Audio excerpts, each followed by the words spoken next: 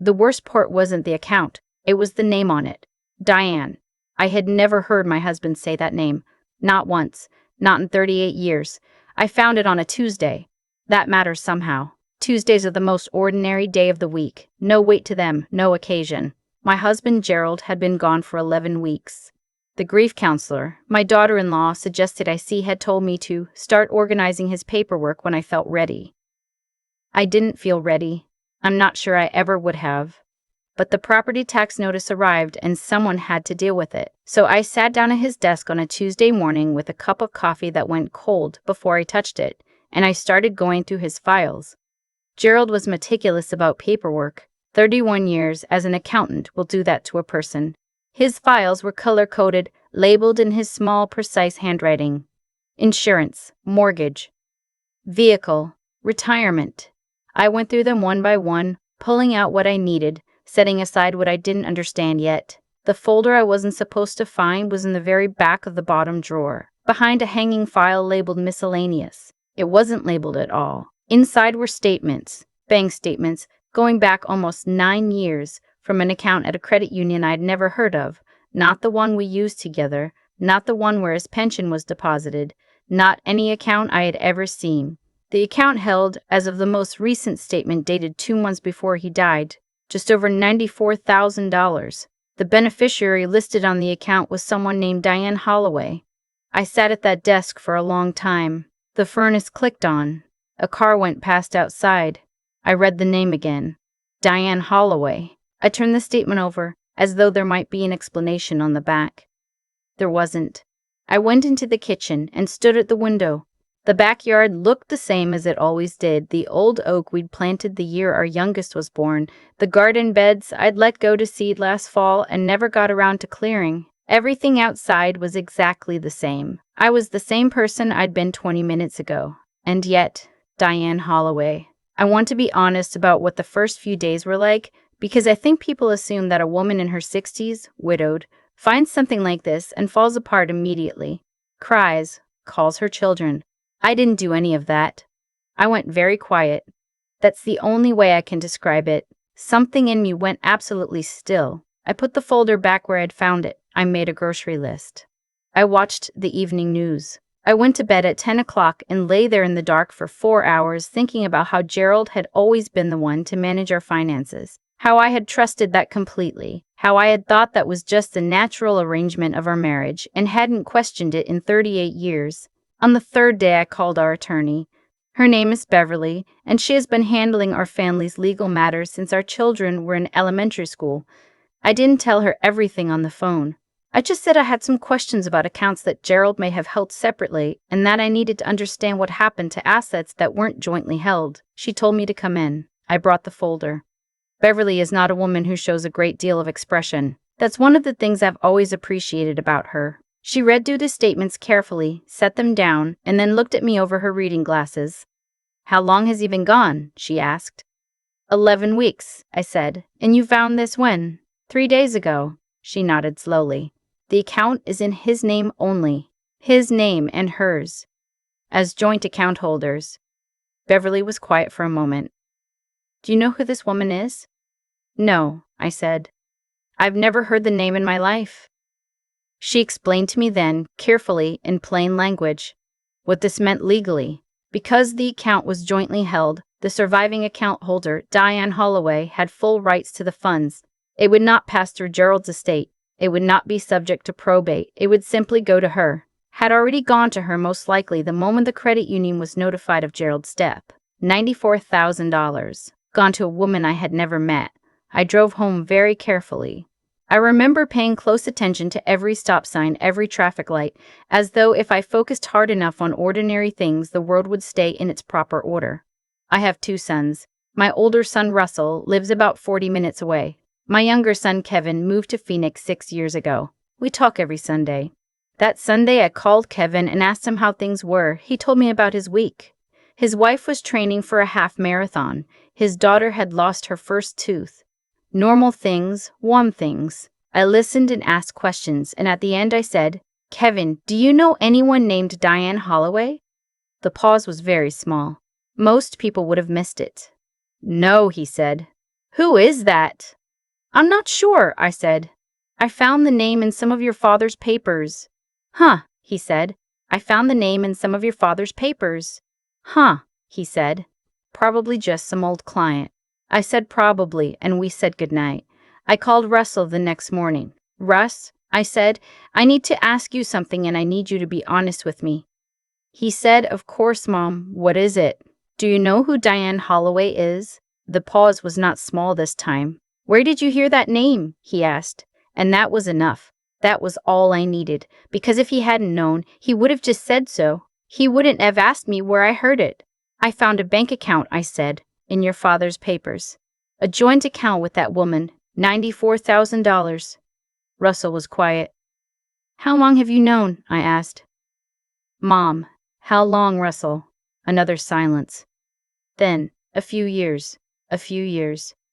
I sat down on the couch. I had been standing in the kitchen and my legs just decided they were done with that for the moment. He told you, I said.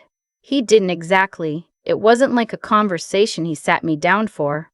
I found out by accident. I saw an email. I confronted him about it and he said it was complicated.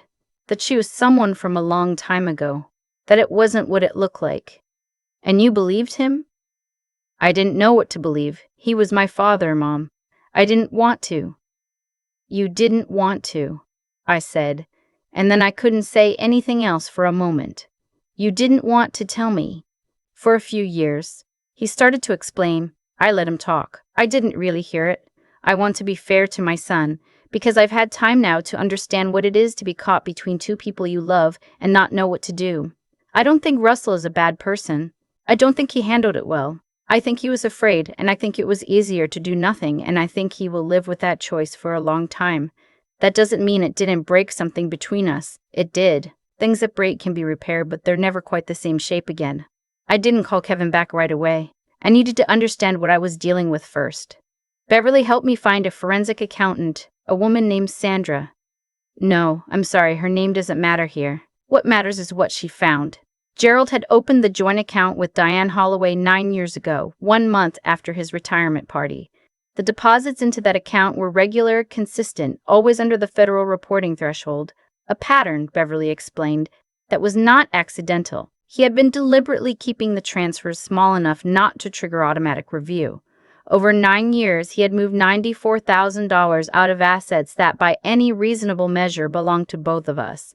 The forensic accountant also found something else. Diane Holloway had died 14 months before Gerald did.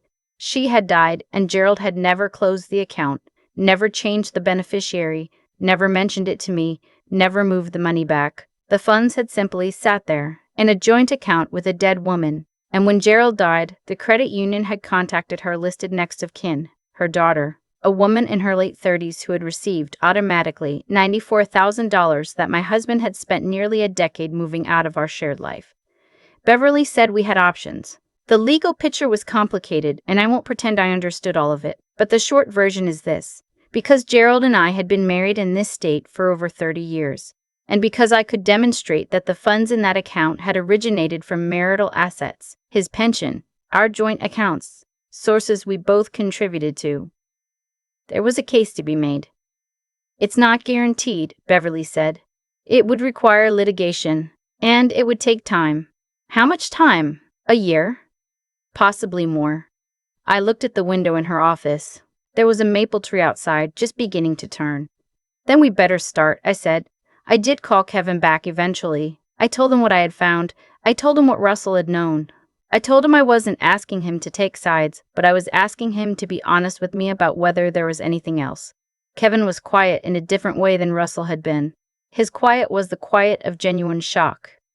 I didn't know, he said.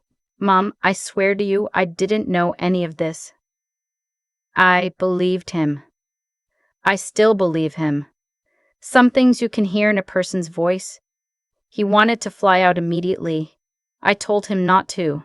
I told him I was handling it and that what I needed from him right now was exactly what he was already doing. Being my son, calling on Sundays, telling me about his daughter's lost tooth. Are you okay? He asked. I thought about that for a moment. I will be, I said. That's not the same as okay, but it's something. The litigation took 14 months. I will not pretend those 14 months were easy, because they were not.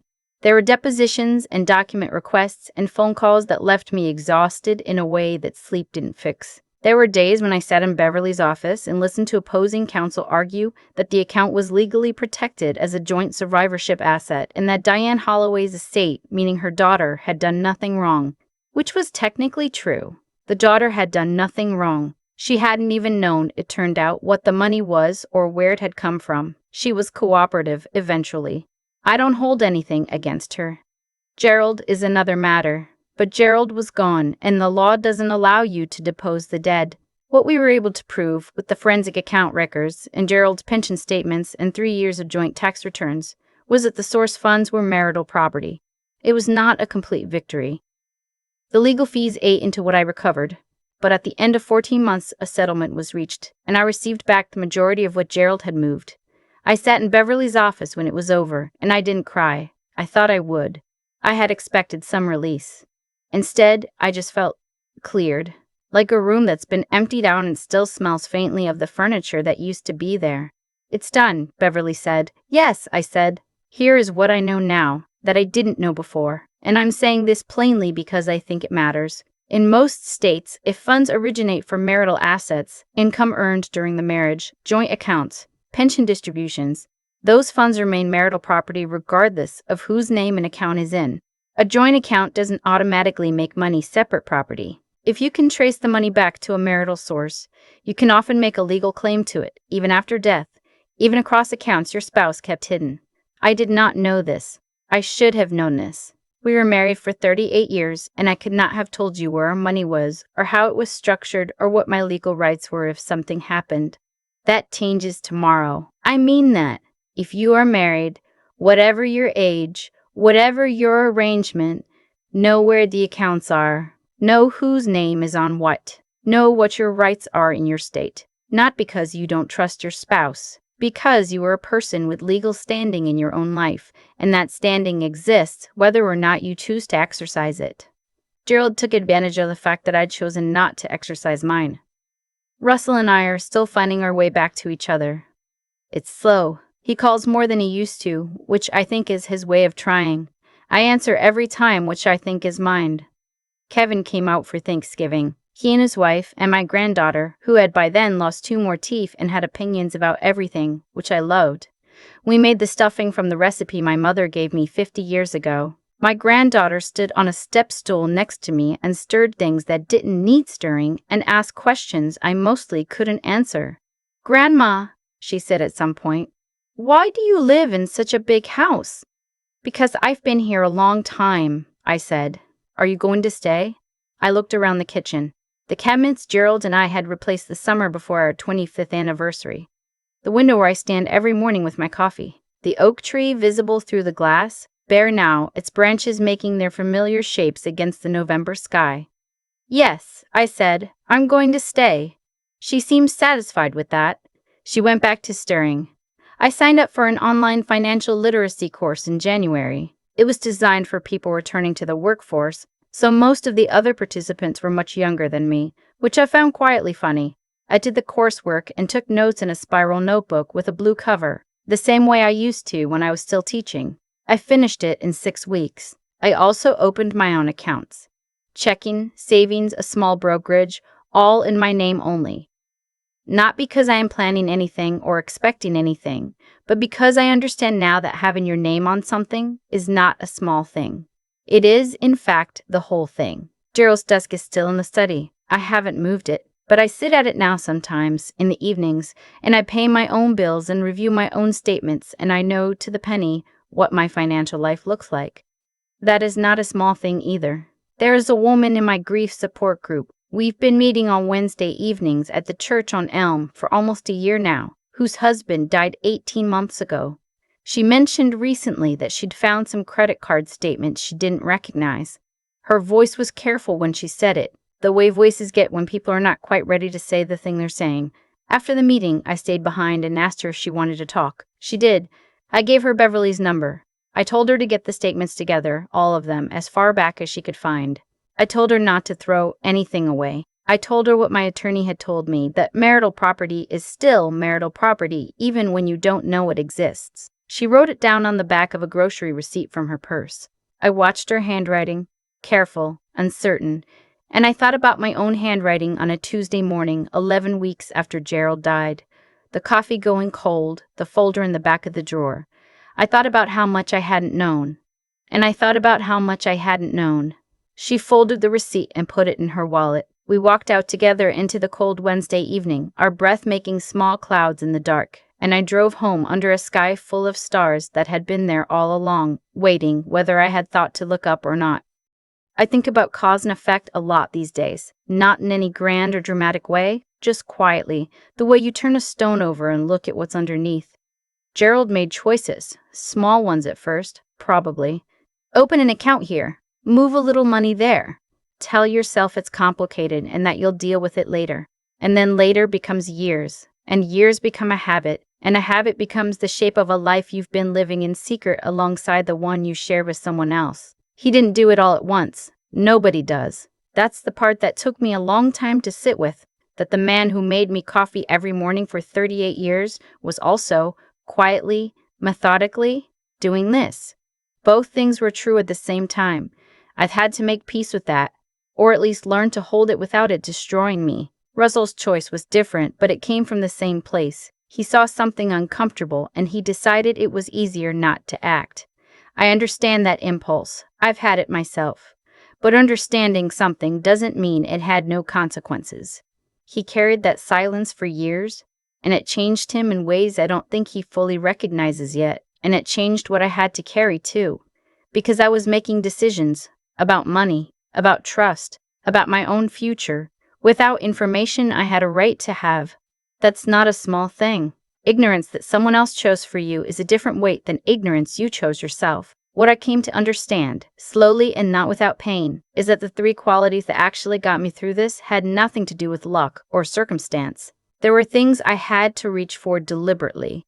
The first was honesty, not the easy kind, but the kind that makes you look at your own life and ask hard questions. How much did I choose not to know? How much did I tell myself that trusting Gerald meant I didn't need to understand our finances? I had conflated trust with willful ignorance, and those are not the same thing. Being honest about that was uncomfortable. It was also necessary. The second was the willingness to learn. I was 67 years old when I sat in Beverly's office and heard words like joint survivorship and marital asset tracing for the first time. I could have decided that was too late, that I was too old, that the language of money and law was not mine to speak. Instead, I took notes. I asked questions. I signed up for a financial course designed for people decades younger than me, and I did every single assignment. Intelligence isn't a fixed thing you're born with. It's something you practice, and you can practice it at any age, in any season of your life. The third was the willingness to keep going when there was no guarantee it would work. The litigation lasted 14 months. There were days when Beverly called with news that made the outcome feel uncertain, and I had to decide, again, whether to continue. I continued, not because I was certain I would win, because the alternative, giving up, letting it go, telling myself it didn't matter, would have required me to become someone smaller than I wanted to be. Gerald's choices had consequences. So did Russell's silence. And so I've learned do mine, including the choice to understand my own life, to stand in it fully, and to make sure that no one, not even someone I loved for 38 years, could make that choice for me again. That's what I'd want anyone to take from this. Not bitterness, not suspicion, just this. Know where you stand, in your home, in your marriage, in your finances, in your own name. That knowledge is not a lack of love. It is, in fact, one of the most loving things you can do, for yourself and for the people who will still be here when everything else has changed.